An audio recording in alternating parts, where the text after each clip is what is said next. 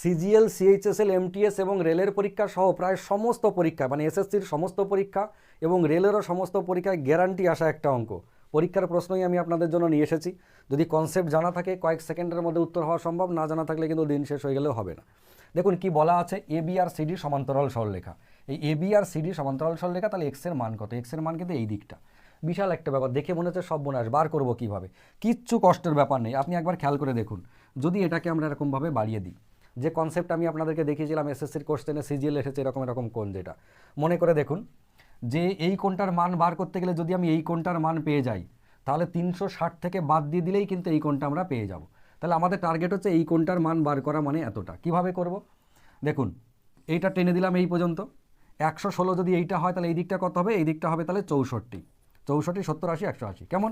তাহলে এইটা হয়ে গেল 64।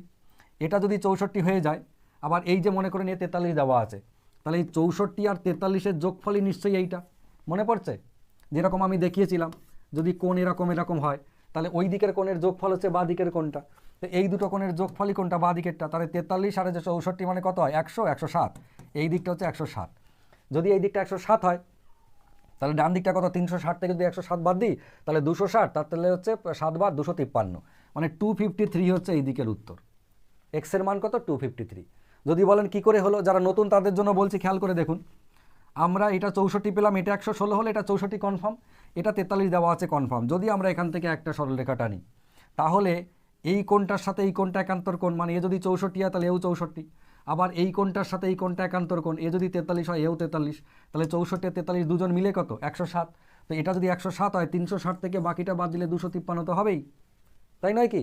কনসেপ্ট অনেক আছে, আপনি যদি চান এই কনসেপ্টে করবো না, আমি অন্য দিক দিয়ে ঘুরিয়ে করবো, তাও সম্ভব। 3টে 4টে 5টা 6টা করে কনসেপ্ট, যে কোনো অ্যাঙ্গেলে আপনি উত্তর করতে পারেন।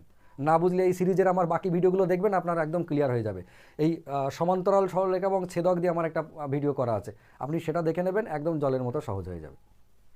যদি বুঝে গিয়ে থাকেন খুব ভালো কথা, তাহলে এটা আপনার জন্য হোম টাস্ক হইলো, উত্তর করবেন এবং কমেন্টে জানাবেন।